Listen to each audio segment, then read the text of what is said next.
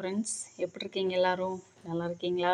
நல்லா இருக்கீங்க நம்புகிறோம். வாங்க இன்றைக்கி எங்கள் வீட்டில் ஒரு முக்கியமான ஒரு ஆளை காணிக்க. பார்த்தீங்களா, இவங்க தான் அவங்க. இப்படி க்யூட்டாக இருக்காங்கன்னு பாருங்கள். சாப்பாட்டு டைம் அவங்களுக்கு, சாப்பிட்டுட்டு இருக்காங்க. என்னென்னு பார்த்தா, ஒரு நாள் காலையில் எந்திரிச்சு வெளியில் பார்க்கும்போது எங்கள் படிக்கட்டில் படுத்துருக்காங்க. அவங்க குட்டியாக இருந்தாங்க. அப்போது குட்டியாக இருந்து மியாவ் மியான்னு கத்துதாங்க. என் பையனும் நானும் தான் போய் பார்த்தோம் வெளியில். மியாவ் மியான்னு கத்துதாங்க. சரின்னு சொல்லி என் பையன் பிடிச்சி கொண்டு வெளியில் அங்கிட்டு தூரமாக விட்டுட்டான். அது கழிஞ்சு பார்த்தா பின்னாடி சுற்றி எங்கள் வீட்டுக்குள்ளே வந்துருச்சுங்க. வந்து குசினியில் வந்து கத்துது, மியாவ் மியான்னு கத்துது. பார்க்க ரொம்ப சங்கடமாக இருந்துச்சு. சரின்னு சொல்லி என் பையன்கிட்ட ஒரு பாக்கெட்டு பால் பாக்கெட்டை வாங்கிட்டு வர சொல்லி கொஞ்சம் பால் காய்ச்சி கொடுத்தோங்க.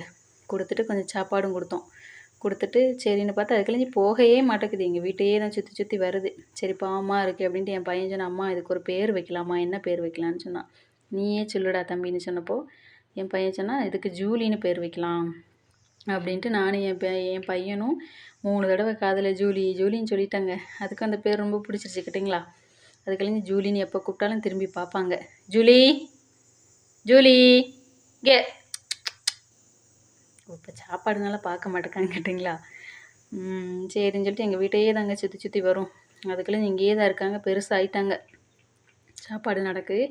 என்ன இந்த வீடியோ போட்டேன் அப்படின்னு பார்த்தா, ஜெயலக்ஷ்மி அப்படிங்கிற ஒரு சப்ஸ்கிரைபர் வந்து சொல்லியிருந்தாங்க, சொந்தமாக வீடியோ போடுங்க அப்படின்னு சொல்லி கமெண்ட் பண்ணியிருந்தாங்க. ரொம்ப நன்றி அவங்களுக்கு. என் பொண்ணு கூட கேட்டா, அம்மா நம்ம போடுற வீடியோலாம் பார்ப்பாங்களா அப்படின்னு கேட்டா. நான் என்ன பார்ப்பாங்கடா, கண்டிப்பாக பார்ப்பாங்க அப்படின்னு சொன்னேன். அதாவது எங்களை மாதிரி சாதாரணப்பட்டவங்களும் வளரணும்னு நினைக்கிற நல்ல உள்ளங்களுக்கு ரொம்ப நன்றி. சரிங்களா. பெட்ஸ் வளர்க்க பிடிக்கும்னு சொல்லுதவங்க எல்லாம் கமெண்ட் பண்ணுங்கள்.